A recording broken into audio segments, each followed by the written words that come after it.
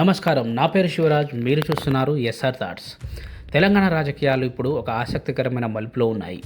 10 ఏళ్ల బీఆర్ఎస్ పాలన తర్వాత రేవంత్ రెడ్డి నాయకత్వంలో కాంగ్రెస్ ప్రభుత్వం పగ్గాలు చేపట్టి 3 ఏళ్లు కావస్తోంది.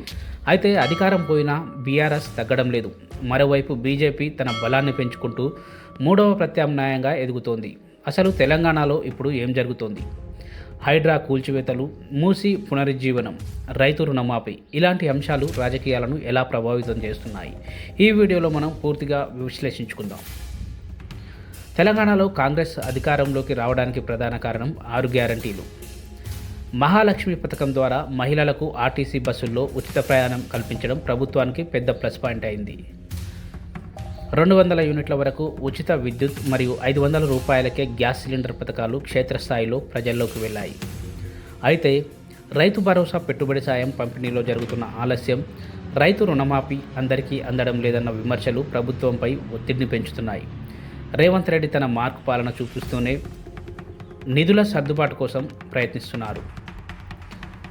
ప్రస్తుతం తెలంగాణ రాజకీయాల్లో హాట్ టాపిక్ ఏదైనా ఉందంటే అది హైడ్రానే.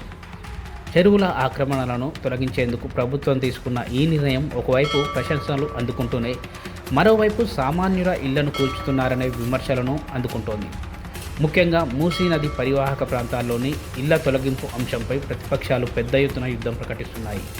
కేటీఆర్, హరీష్ రావు స్వయంగా బాధితుల వద్దకు వెళ్లి ధర్నాలు చేయడం, ఇది పేదల ప్రభుత్వం కాదని విమర్శించడం రాజకీయంగా వేడి పుట్టిస్తోంది. ప్రభుత్వం మాత్రం మూసీ ప్రక్షాళన తెలంగాణ భవిష్యత్తు కోసం అని గట్టిగా వాదిస్తోంది. అధికారం కోల్పోయిన తర్వాత బీఆర్ఎస్ పార్టీ క్లిష్ట పరిస్థితులను ఎదుర్కొంటోంది. కొంతమంది ఎమ్మెల్యేలు కాంగ్రెస్లోకి చేరడం పార్టీకి పెద్ద దెబ్బ. అయినప్పటికీ కేటీఆర్ మరియు హరీష్ రావు సోషల్ మీడియాలో మరియు క్షేత్రస్థాయిలో చాలా యాక్టివ్గా ఉంటూ ప్రభుత్వం చేసే ప్రతి తప్పును ఎండగడుతున్నారు. కేసీఆర్ గారు ప్రస్తుతం కొంత మౌనంగా ఉన్న తెర వెనుక వ్యూహాలను రచిస్తున్నారు.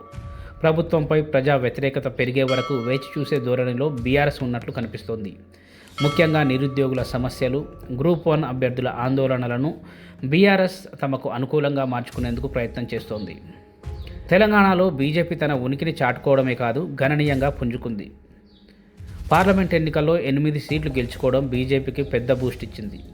హిందూ ఓటు బ్యాంకును ఏకం చేయడం, కిషన్ రెడ్డి మరియు బండి సంజయ్ల నాయకత్వంలో కాంగ్రెస్, బీఆర్ఎస్లను సమంగా ఢీకొట్టడం బీజేపీ వ్యూహం. వచ్చే అసెంబ్లీ ఎన్నికల నాటికి కాంగ్రెస్కు ప్రత్యామ్నాయం మేమే అని బీజేపీ బలంగా నమ్ముతోంది. ముఖ్యంగా ఉత్తర తెలంగాణ జిల్లాలో బీజేపీ బలం రోజురోజుకు పెరుగుతోంది. తెలంగాణ రాజకీయాలు ఇప్పుడు త్రిముఖ పోరు దిశగా సాగుతున్నాయి. పాలనపై పట్టు సాధించేందుకు రేవంత్ రెడ్డి, ఉనికిని కాపాడుకునేందుకు బీఆర్ఎస్, అధికారం వైపు అడుగులు వేసేందుకు బీజేపీ తీవ్రంగా శ్రమిస్తున్నాయి. ప్రజలు మాత్రం పథకాల అమలు మరియు అభివృద్ధిని నిశితంగా గమనిస్తున్నారు. భవిష్యత్తులో ఈ సమీకరణలు ఇంకెన్ని మలుపులు తీసుకుంటాయో చూడాలి. ఈ విశ్లేషణపై మీ అభిప్రాయాన్ని కామెంట్ రూపంలో తెలియజేయండి. మరిన్ని పొలిటికల్ అప్డేట్స్ కోసం ఎస్ఆర్ థాట్స్ ఛానల్ను వెంటనే సబ్స్క్రైబ్ చేసుకోండి. ధన్యవాదాలు.